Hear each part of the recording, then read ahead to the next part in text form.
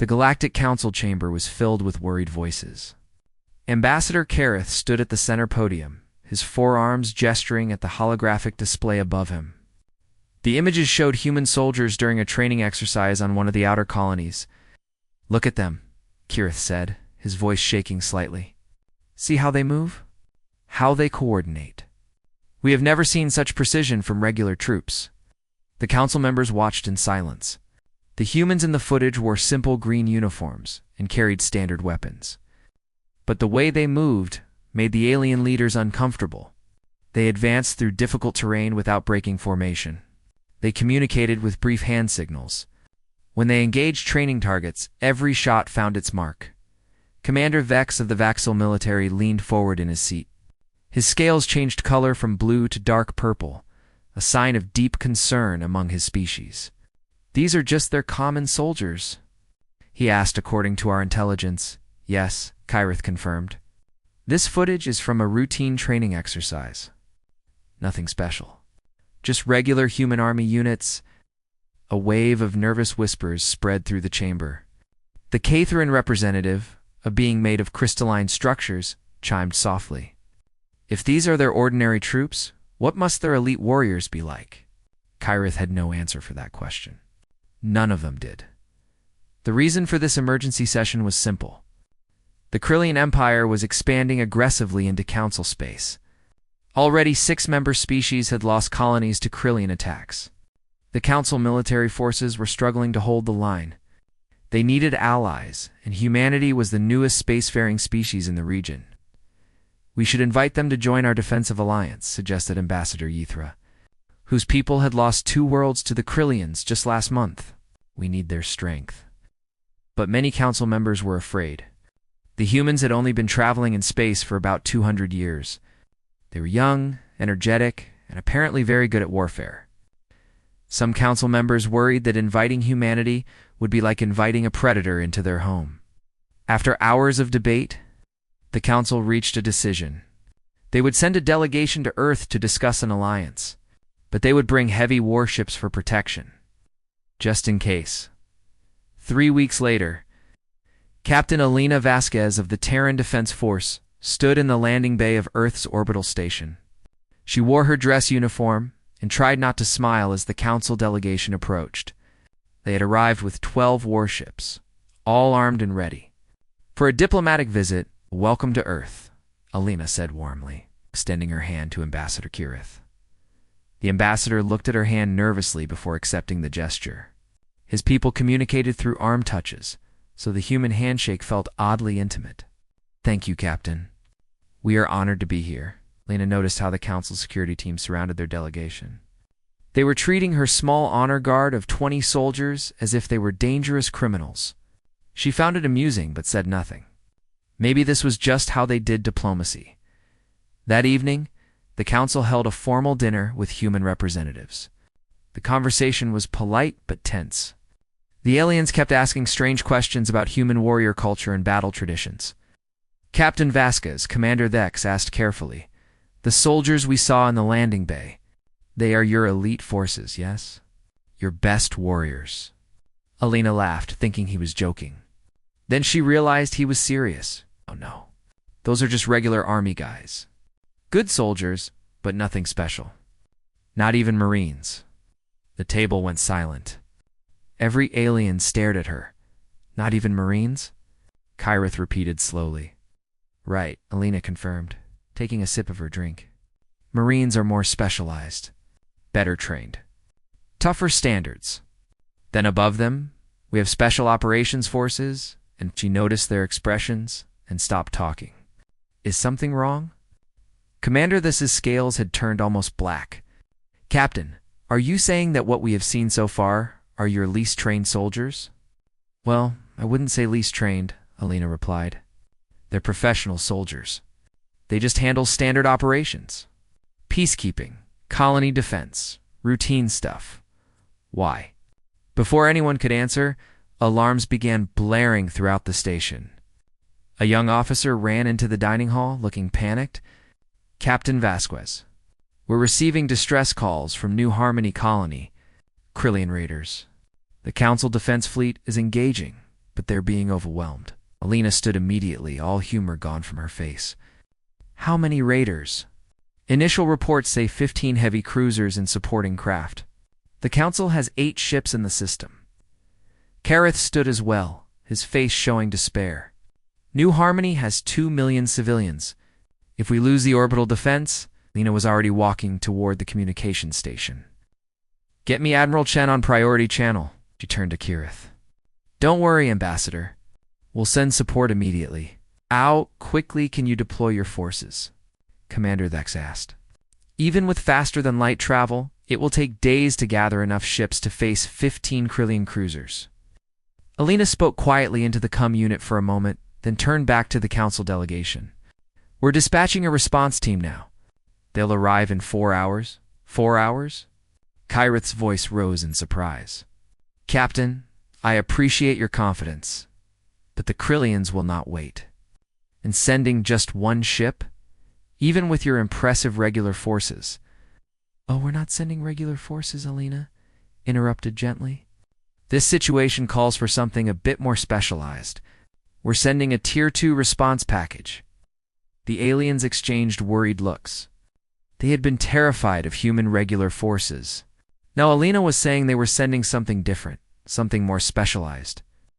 Captain Kareth said slowly, what exactly is a Tier 2 response package? Alina smiled, but there was something cold in her expression now. Something that reminded Kareth that humans were predators, descended from hunters. Don't worry, Ambassador. We're sending people who are more appropriate for this kind of situation. As the Council delegation rushed back to their ships to observe the battle, Kareth couldn't shake a growing sense of dread. If the regular human soldiers had frightened the Council, what were they about to see now? 4 hours later, they would find out. And nothing in the galaxy would ever look the same again. Humans called them Special Forces. The Council already, even the common army, was feared. Part 2. The first revelation, the Council flagship, hung in space near New Harmony Colony, watching the battle unfold. 8 Council warships fought desperately against 15 Krillian cruisers. Explosions lit up the darkness as ships exchanged fire. The Council was losing. Admiral Vorn stood on the bridge, his tentacles wrapped tightly around the command chair. His people had fought the Krillians for decades and knew their tactics well. The raiders were pushing hard toward the planet, trying to break through the orbital defenses. Once they did, the colony below would be defenseless. Admiral, his sensor officer, called out, "Human vessel entering the system." On the main view screen, a ship dropped out of faster-than-light travel. Admiral Vorn felt a moment of relief, then confusion. The human ship was small, maybe 1/4 the size of a Krillian cruiser. It looked fast and sleek, built for speed rather than heavy combat. That is their response? Commander Thex asked from beside the Admiral. One small ship. Captain Vasquez's voice came through the communication system. Admiral Vorn, this is Captain Vasquez aboard the Earth Orbital Station. The TDFS Silent Runner has arrived to assist you. Please maintain your current positions and let them work. Captain Admiral Vorn said carefully, we appreciate the assistance, but 1 ship against 15? Just watch, Admiral. You'll understand shortly. The Silent Runner moved toward the battle at incredible speed. As it approached the heaviest combat zone, something launched from its belly. Not missiles or torpedoes, but small pods, 50 of them. Dropping directly toward the planet's surface where the Krillian ground forces had just landed. They're dropping troops into the combat zone, Commander Thex said in shock. Without orbital bombardment, without artillery support, that's suicide. But Admiral Vorn was watching his sensors carefully. The pods weren't just dropping randomly. They were scattering in a pattern, surrounding the Krillian landing site from multiple directions, and the way they moved through the anti-aircraft fire, twisting and dodging, suggested advanced technology. The pods hit the ground in different locations around the Krillian position. Hatches opened and humans emerged. Admiral Vorn zoomed in the visual sensors to see them better, and his 3 hearts began beating faster. These humans wore different armor than the regular soldiers they had seen before. It was sleek and black, seeming to absorb light rather than reflect it. The armor had no bright markings, no decorations, nothing that would make the wearer visible. And the way they moved was different too, faster, more fluid, like shadows given physical form. How many troops did they deploy? Admiral Vorn asked. 50 humans, Admiral, his censor officer replied. Against approximately 1,000 Krillian raiders, the odds were 20-1 against the humans. Commander Thex opened his mouth to say something, then stopped. On the screen, something impossible was happening. The humans weren't charging forward in formation like regular troops. They weren't setting up defensive positions. Instead, they seemed to vanish into the landscape. One moment, Admiral Vorn could see them on his sensors. The next moment, they were gone, as if they had simply stopped existing. The Krillian forces began firing wildly in all directions. Their commanders shouted orders over open channels that the Council could intercept. Contact from the east. No, Wes. Behind us. Where are they? Admiral Vorn watched in amazement as the battle unfolded. The humans appeared from nowhere, struck with devastating precision, then disappeared again before the Krillians could respond. They used the terrain perfectly, turning every rock and valley into an advantage. They moved through the Krillian lines like ghosts, and everywhere they went, enemy forces fell. Captain Vasquez had shared one human's helmet camera feed with the Council ships.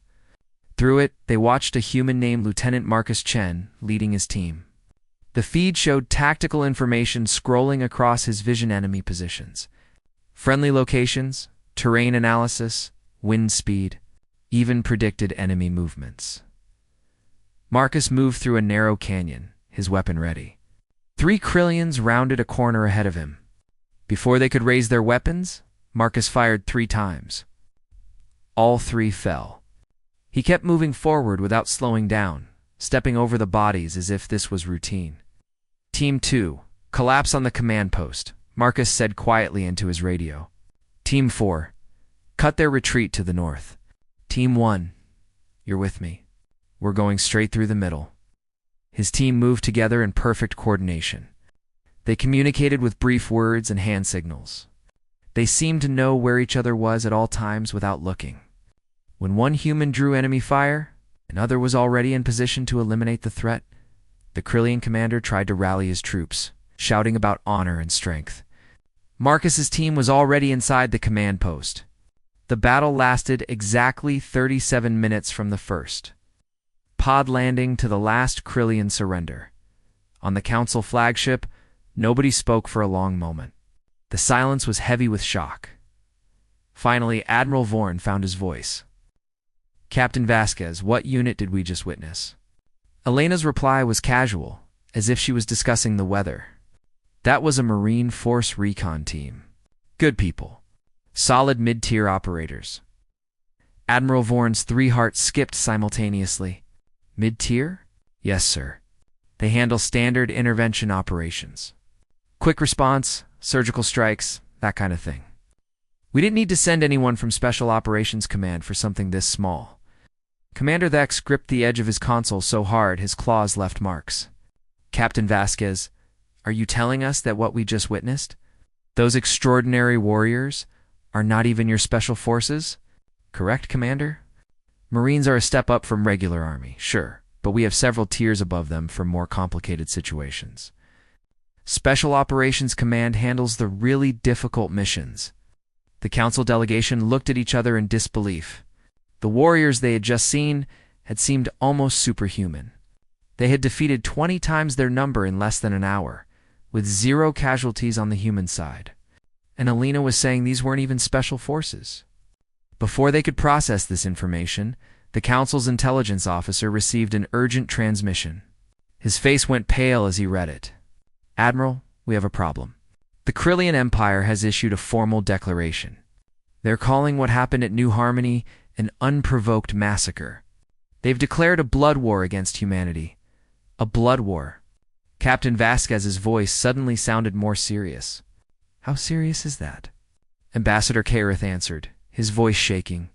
It's the highest level of Krillian military response. They will send their extinction fleet.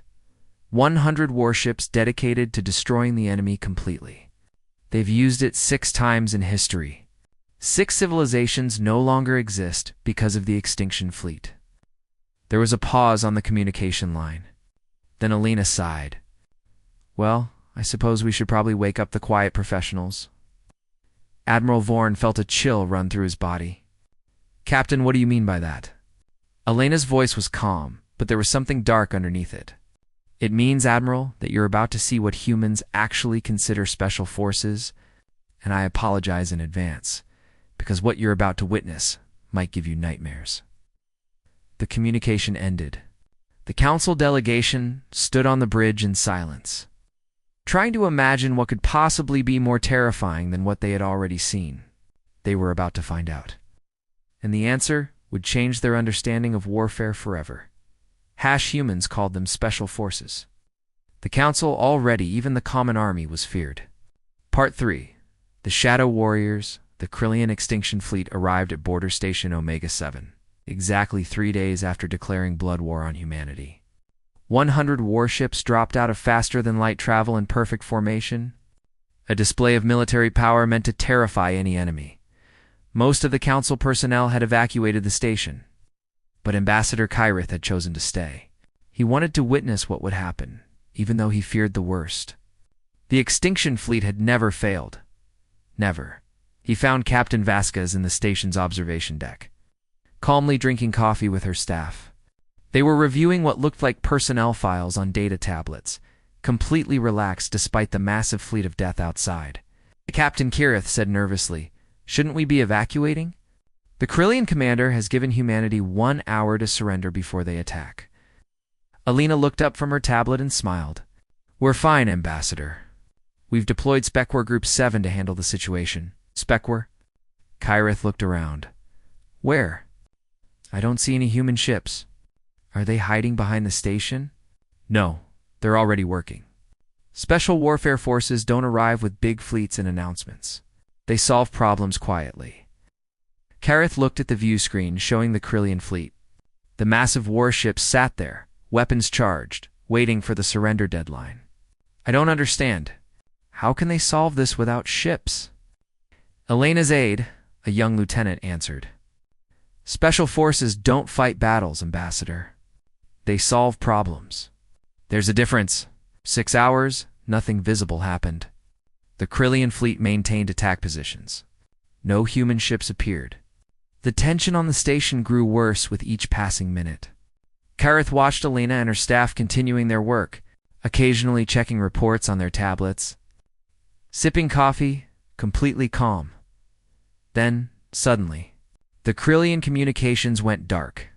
"Ambassador," the station's sensor operator called out, "we're detecting unusual activity in the Krillian fleet. Their flagship has stopped broadcasting. Life support systems are failing on multiple ships."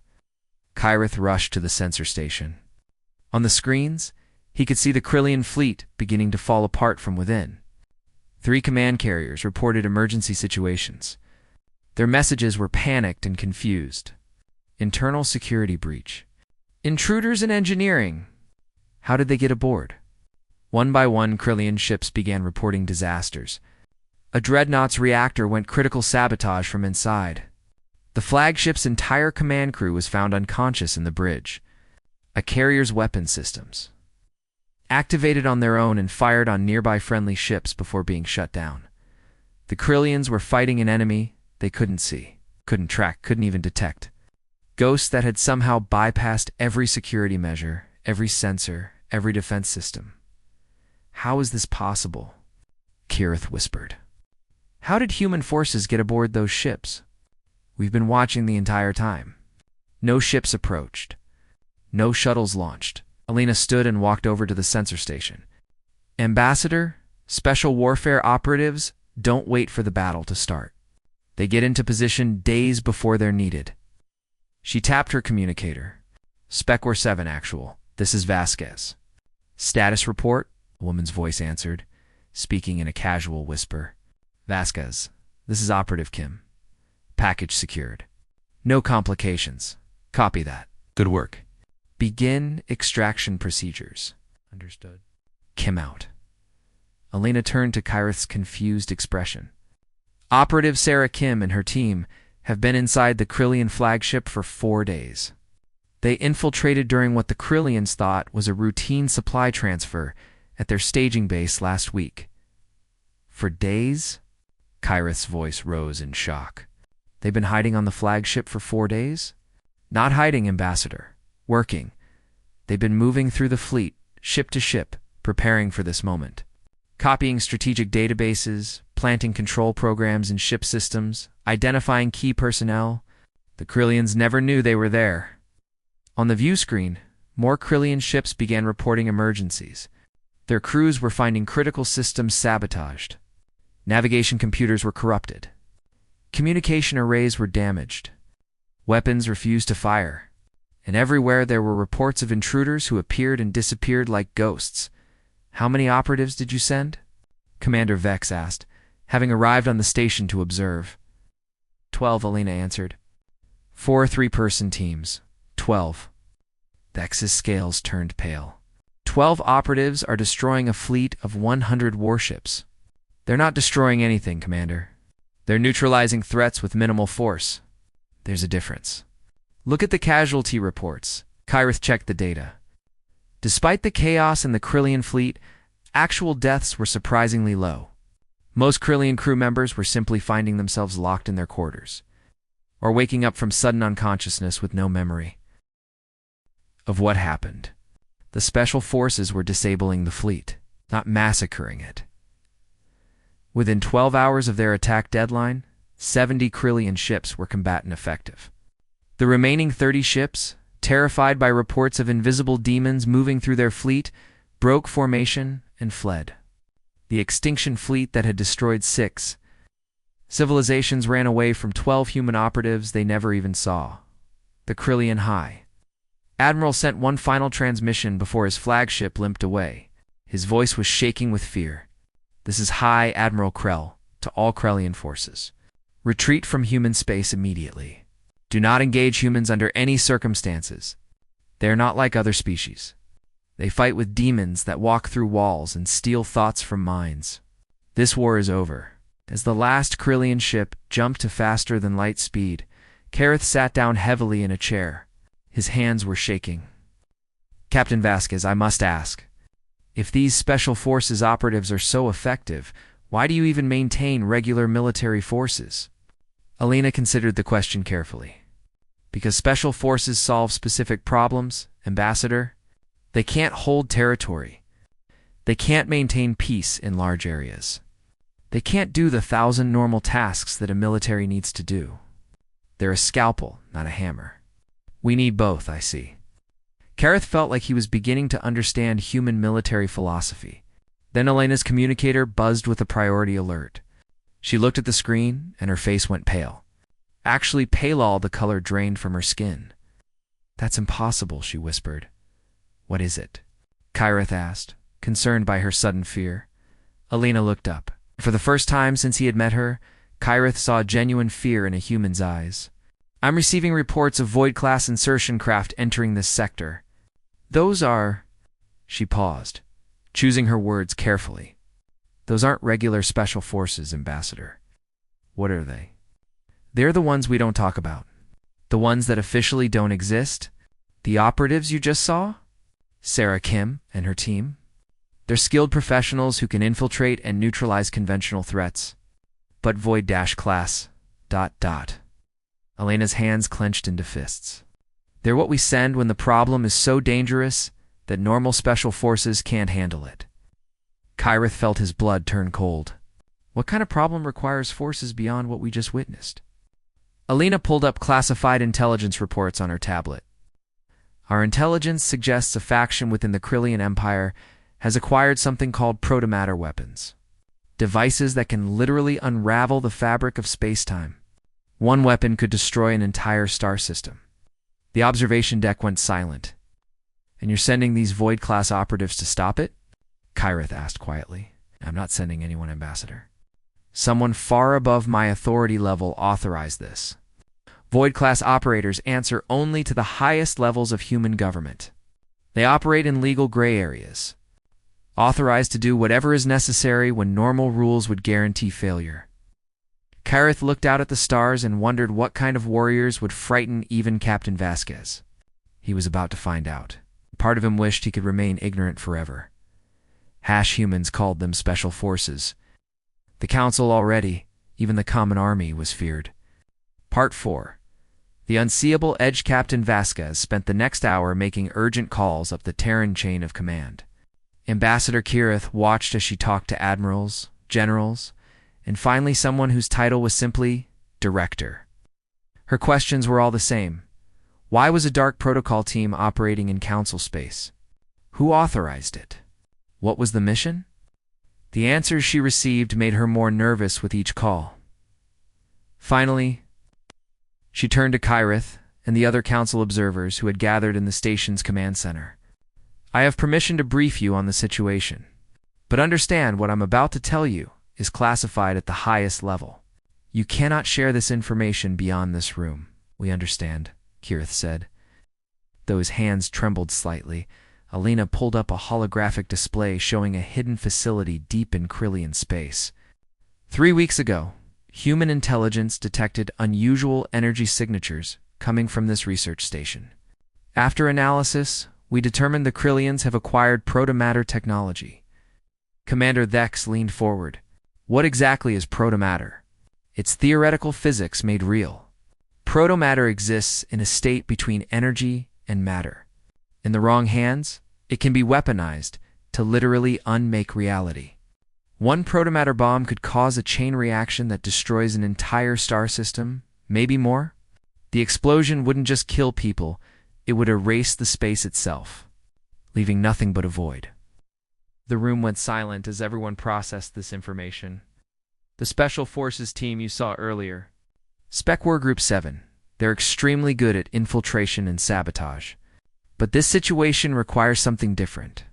The Krillian research facility is protected by a full battle group, has layered security systems that would detect any normal infiltration, and the scientists working there are fanatics who would rather trigger the weapon than surrender it.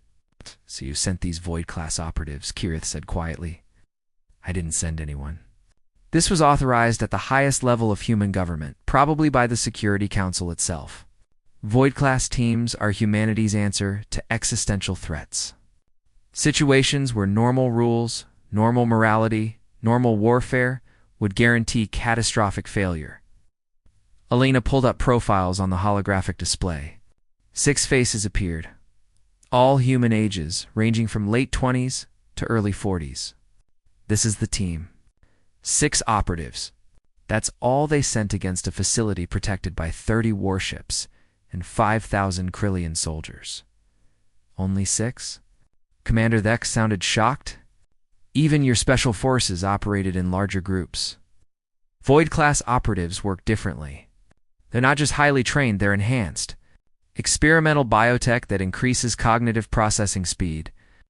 Psychological conditioning that removes certain emotional limiters. Training that borders on complete reconditioning of how they think and perceive reality. Even regular special forces fear them, not because they're violent, but because they're fundamentally different. Over the next several hours, Alina received encrypted fragments of the mission that she was authorized to share with the Council observers. What they saw made them question everything they thought they knew about warfare. The Void. Team didn't fight their way into the facility. They didn't use stealth technology to sneak past sensors. Instead, they walked through the front door. The team had intercepted a supply ship heading to the facility. Rather than hijacking it, they convinced the ship's AI that they were authorized personnel. Not by hacking, by understanding the AI's decision-making process so completely that they could give it commands it believed came from legitimate sources. When they arrived at the facility, they presented forged credentials that weren't really forged. The Void operatives had created identities so perfect, so thoroughly documented, that even intensive background checks confirmed they were real Krillian researchers. Inside the facility, they encountered scientists who were suspicious. The Void operatives didn't threaten them or knock them unconscious. Instead, they used psychological tactics so precise that the scientists found themselves trusting the operatives without understanding why. How is that possible? Kareth asked, watching the mission footage. How can they manipulate people so completely? Elena's expression was troubled. They understand psychology at a level that most people can't comprehend. They see patterns in behavior, microexpressions, speech patterns, decision-making processes. They can predict what someone will do before that person even knows themselves. It's not mind reading, it's perfect understanding of how minds work. On the mission feed, the team reached the protomatter storage facility.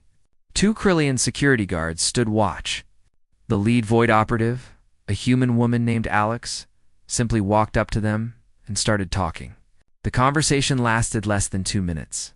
At the end, both guards escorted the team into the secure area themselves, believing they were helping authorized personnel with a critical security update.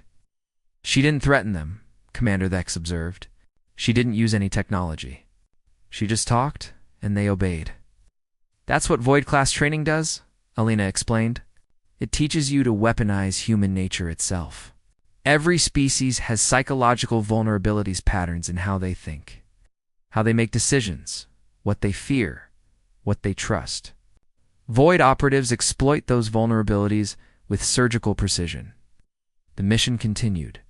The team located the protomatter weapons, all 6 of them, stored in secure containers. They also found the research data and the scientists who had designed the weapons. This was the critical moment. The weapons couldn't just be destroyed, protomatter was too unstable. And the knowledge couldn't be allowed to spread. What happened next made Kyrith feel sick to his stomach. The Void operatives didn't kill the scientists. Instead, they spent 4 hours talking to them, showing them carefully selected information, asking specific questions. By the end of those 4 hours, every single scientist believed they had been working for a corrupt faction that planned to use the weapons to commit genocide. They believed they were monsters who had nearly destroyed the galaxy. None of it was forced. The scientists came to these conclusions themselves, guided by conversations so precisely crafted that they felt like natural. Realizations. The scientists voluntarily destroyed their research notes. They cooperated fully with removing the weapons from Krillian space. They even requested to be taken into protective custody. Terrified of what they had almost helped create, the entire operation took 18 hours. 0 casualties. No shots fired. The protomatter weapons were secured, the knowledge contained, and the threat eliminated. A conventional military operation would have taken months and cost thousands of lives. But as Kyrith watched the final mission reports, the lead operative, Alex, included a personal note at the end of her report. Request immediate psychological deconditioning and extended leave. Duration, indefinite. What does that mean? Kyrith asked. Elena's voice was soft, almost sad. It means the mission broke something inside her. Void operatives use techniques that violate normal human social instincts. They manipulate people in ways that feel fundamentally wrong, even when it's for good reasons. The psychological training that lets them do this effectively also damages them. Most Void operatives only complete a few missions before they retire. The work destroys their ability to have normal relationships, normal trust, normal human connections. They sacrifice themselves, Kyrith whispered. They sacrifice pieces of their humanity to save others. That's what makes them different from regular special forces. Spec War operatives risk their lives. Void operatives risk their souls. The command center was quiet for a long moment. Then Kyrith spoke again. Captain Vasquez, I hope I never see anything more disturbing than what we've witnessed today. Elena turned to look at him, and her expression made his blood run cold. Ambassador, we're lucky this situation didn't require Tier 1 intervention. There's something beyond even Void-class operatives. Kyrith's voice was barely a whisper. Elena hesitated, clearly debating whether to answer. Finally, she spoke. Yes, individuals. Single operators, so skilled, so dangerous, so fundamentally changed by what they do that we only deploy them when entire civilizations hang in the balance. They have no team, no designation, no official existence. We just call them Omega Class. And what makes them different from Void operatives? Elena's answer was simple and terrifying. Void operatives work in teams because no single human should carry that burden alone. Omega-class operatives work alone because no one else can do what they do. And pray to whatever gods you believe in that you never need to see one in action. Kareth looked out at the stars and wondered what kind of being could be more frightening than what he had already witnessed. Part of him knew he would find out eventually, and he dreaded that day with every fiber of his being. Humans called them Special Forces, the Council. Already, even the common army was feared. Part 5. The ultimate truth: 3 months had passed since the Krillian crisis ended. The Galactic Council had spent that time debating whether to form a military alliance with humanity. After witnessing human military capabilities, the answer seemed obvious. But the Council wanted one thing before committing: complete understanding of what they were allying with. Ambassador Kareth stood in a secure council facility built specifically for this meeting. Beside him were representatives from 47 different species, all council members who needed to understand the truth about human warfare before signing the alliance treaty. Captain Vasquez entered the room, now wearing the uniform of a rear admiral. Her promotion had come quickly after the successful resolution of multiple crises. She carried a data tablet and looked somewhat uncomfortable. "Thank you all for coming," she began. "You've asked for complete transparency about human military structure. I've been authorized to provide that, though I must warn you some of what you're about to learn may be disturbing." She activated the holographic display. A pyramid appeared, divided into several tiers. This is how humanity organizes its military forces. At the base, we have regular Army and Navy personnel. They represent 94% of all human military members. These are the soldiers you first saw during our training exercise, the ones that frightened the Council initially. Several Council members shifted uncomfortably, remembering how those regular soldiers had seemed so formidable above them. We have Marines and Special Operations Forces. They handle precision operations, rapid response, specialized missions. They represent about 5% of our military. These were the forces you saw at New Harmony Colony, the ones that defeated the Krillian raiders. Commander Dex raised a hand, and above them, Spec War groups. Special Warfare Command operatives who handle covert operations, infiltration, sabotage, intelligence gathering. They represent less than 1% of our military. You saw them disable the Krillian extinction fleet? And the Void-class operatives? Kareth asked quietly. Elena's expression became somber. Void-class teams handle existential threat situations where conventional warfare, even special operations, would fail or cause unacceptable collateral damage. There are never more than 200 Void-class operatives active across all of human space at any given time.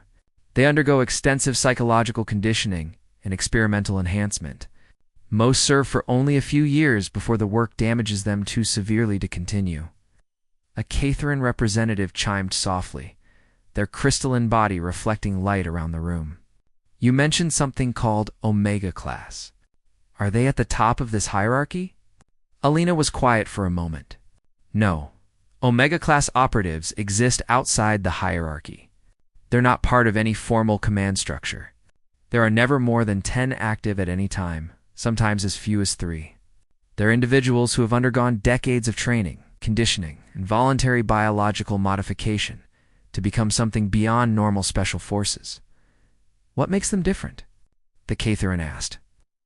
"They handle threats that would be impossible for anyone else.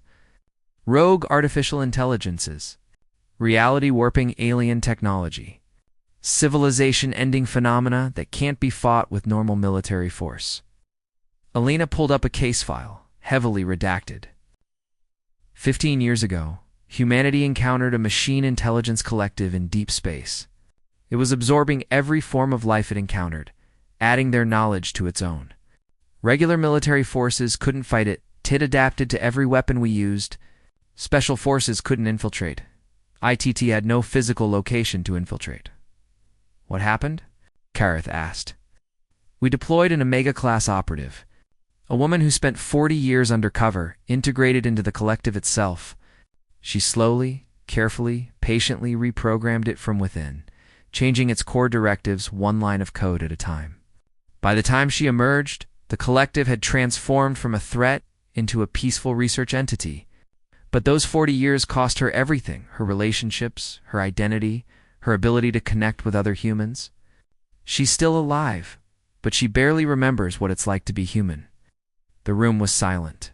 The weight of what Alina had described settled over everyone. "Why do you structure your military this way?" Ambassador Yithra asked. "Most species simply develop more powerful weapons to face bigger threats. You develop more skilled individuals." Alina smiled slightly. "That's exactly the point. Every tier exists to solve problems with the minimum necessary force. Regular armies exist to deter aggression and maintain stability. Marines strike precisely where needed. Spec War dismantles threats before they fully develop. Void teams prevent catastrophes through any means necessary. And Omega operatives face horrors alone so that others never have to know such horrors exist." She changed the holographic display to show a comparison chart. Most civilizations ask, "How can we destroy this threat?" Humanity asks, "How can we solve this problem with the least harm?" Our special forces aren't terrifying because of what they can destroy. They're terrifying because of how precisely they can act, how much restraint they exercise while wielding enormous capability. Commander Thek stood, his scales shifting to a thoughtful blue color. "I think I'm beginning to understand. You don't send your most powerful forces first. You send the appropriate force for each situation." "Exactly. If we sent Omega-class operatives to handle every problem, we would solve those problems, but we would become monsters in the process. The psychological damage, the moral cost, the loss of humanity required to operate at that level, it would destroy us from within." Ira thought about everything he had witnessed over the past months. The regular soldiers who had seemed so formidable, the Marines who fought like ghosts, the Spec War operatives who infiltrated an entire fleet, the Void team that manipulated reality itself to prevent catastrophe. And somewhere out there, Omega-class operatives carrying burdens no being should have to carry. "Captain." "Admiral Vasquez," he corrected himself. "The Council has a decision to make.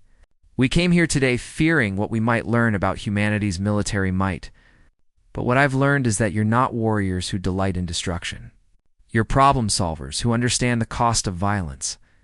He looked around the room at the other Council representatives. "I vote yes for the Alliance. Not because I fear humanity's special forces, but because I trust their restraint." One by one, the other representatives voiced their agreement. The alliance was approved unanimously. After the formal ceremony, Kareth found himself standing with Alina on an observation deck, looking out at Earth in the distance. "May I ask you something personal?" Kareth said, "Of course. Will I ever meet an Omega-class operative?"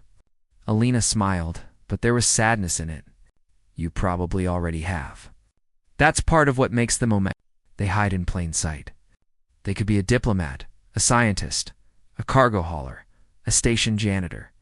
You'd never know until the moment they needed to act." Kareth looked around the observation deck at the various humans working at different stations. Any one of them could be carrying that impossible burden. How do they live normal lives while being capable of such extraordinary things? That's the tragedy of it, Ambassador. Most of them don't really live normal lives. They go through the motions, play the roles, but part of them is always separate, always watching, always ready. They sacrifice the ability to be truly present in ordinary moments so that ordinary moments can continue to exist for everyone else. A young woman walked past them, wearing a station maintenance uniform, carrying a toolkit.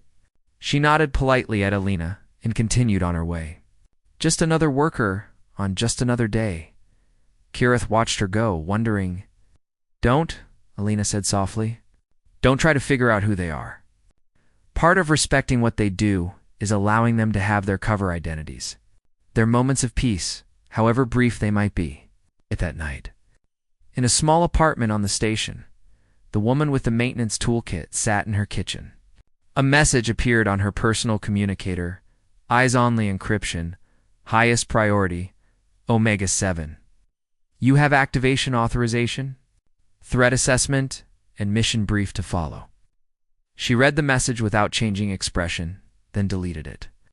Tomorrow, she might have to become someone else, do something impossible, carry another burden that would weigh on her soul.